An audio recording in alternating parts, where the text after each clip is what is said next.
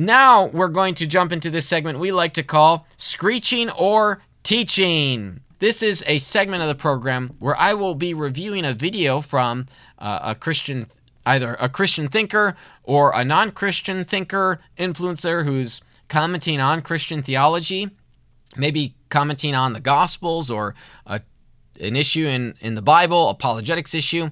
And so we've already kind of introduced you to Dan McClellan. We're going to look at another video that Dan has done. He does a lot of them. And in this one, he's going to be reviewing. So this is, you got to follow along here. He's going to be reviewing the answer of some people on is Jesus God? And then he's going to give his own take. And then we're going to sort of critique Dan on what he says. Now, some of the things he says are right in this video. Some of the things he says, I think, are wrong. They're in some ways illogical, non sequitur. So I'm going to comment on that as we review. So you won't see him. You'll see him. He'll do his usual thing at the start. He says, all right, let's see it. And he might even say, the short of the day is this. Okay, so here we go. Is Jesus God? And if he is God, where in the Bible does it state that he's God? All right, let's see it. John chapter 8, verse 58, Jesus says, before Abraham was born, I am. Now, the Jews did not call God G-O-D. The Jews called God. Now, I'm blanking on this gentleman's name here that you see here. He's a street preacher, street evangelist. I think my ministry partner David knows his name, but I'm blanking on it right now. David sent me some videos on this fellow.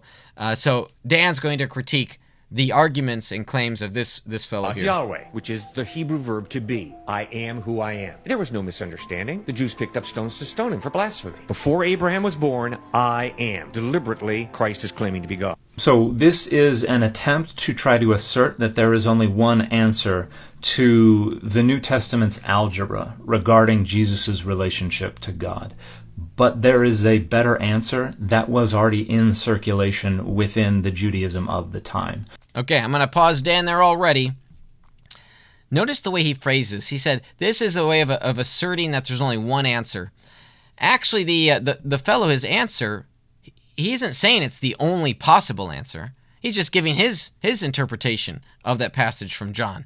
So Dan's already imposing a claim on the fellow that's not there. That's already a red flag. There is a more explicit and direct and intentional way to claim to be God. And we see the messenger of Adonai in Exodus 3:6 using that method when saying to Moses, I am the God of your father, the God of Abraham, the God of Isaac, the God of Jacob. So it can be that explicit for an entity that is not God.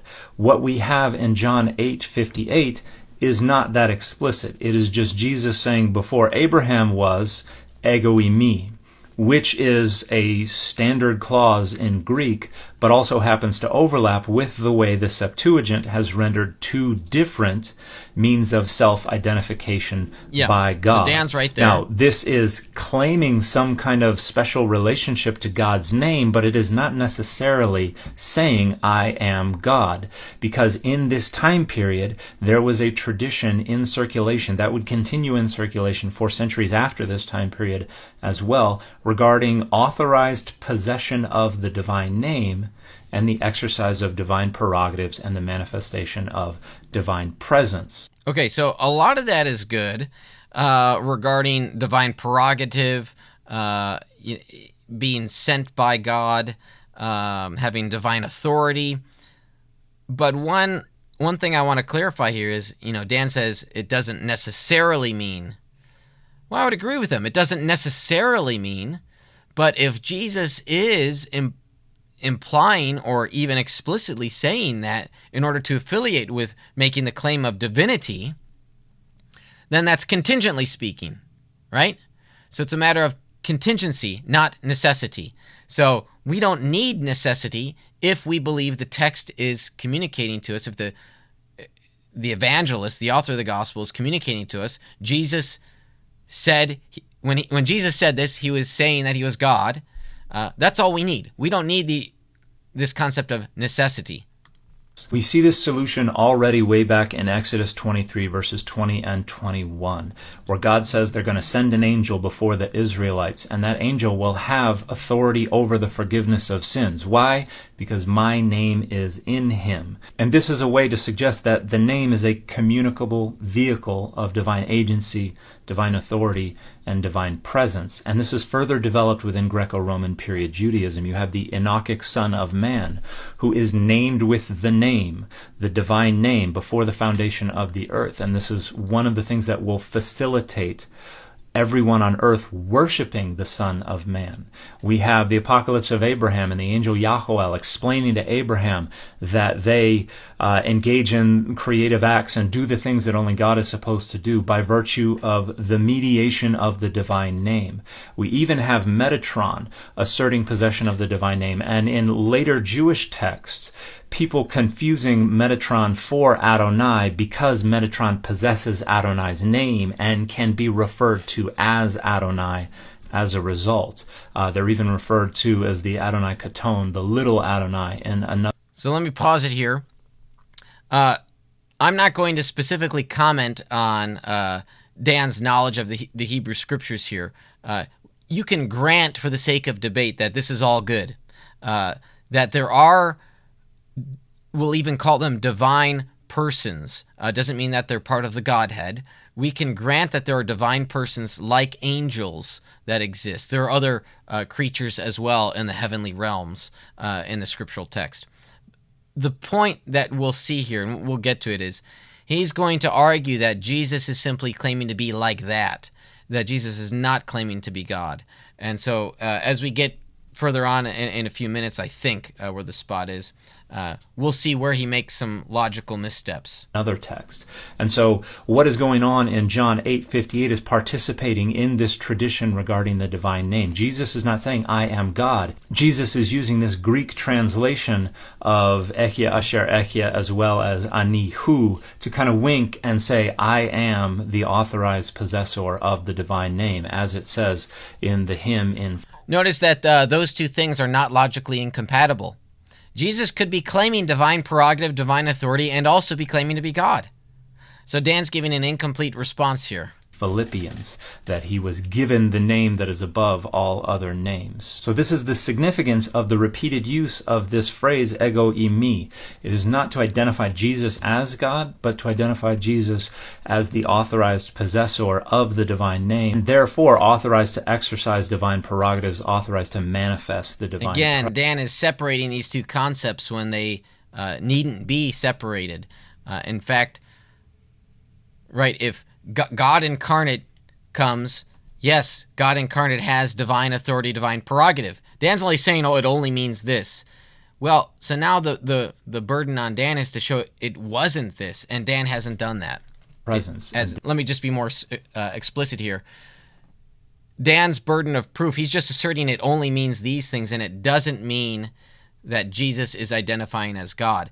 Dan has not met that burden of proof here when he's saying it only means divine prerogative, divine authority, etc. So he has not met that burden. This is how seeing Jesus is seeing God. It's the exact same logic of divine images, and I discuss this in much more detail in my book, Adonai's Divine Images, A Cognitive Approach. You can find free access to the PDF of this book. Good marketing, Dan. Then in John chapter 10, verse 30, Jesus says, I and the Father are one. No misunderstanding. They didn't think, oh, I see, this guy's a Hindu. He thinks everybody's part of God, so he's claiming that we're all a part of God. No. Jesus was a monotheistic Jew. Jesus was not monotheistic because monotheism did not exist within centuries of Jesus' lifetime. And I and a few friends have organized a conference that will take place next May at Brown University on why the Bible is not monotheistic. He's probably going to argue that Jesus was henotheistic, that there was only one God worthy of worship, but that there are other gods that existed. And I'll have more details on that in the future. And very deliberately, Jesus said, I and the Father are one. Once again, no misunderstanding, the Jews pick up stones to stone him for blasphemy. So two concerns here. First, the fact that John is representing these Jewish people as being pretty trigger-happy with their accusations of blasphemy is not an indication that they understood he was claiming to be God. It is a part of the author's anti-Semitism, but additionally claiming to be the author's anti-Semitism? What?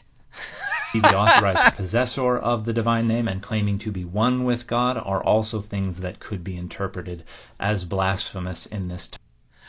So a question for Dan is, why would they be interpreted as blasphemous? If a messenger, if an angel came to these people and said, hey, I've got the divine prerogative, I've got the divine authority, why would they pick up stones to kill an angel?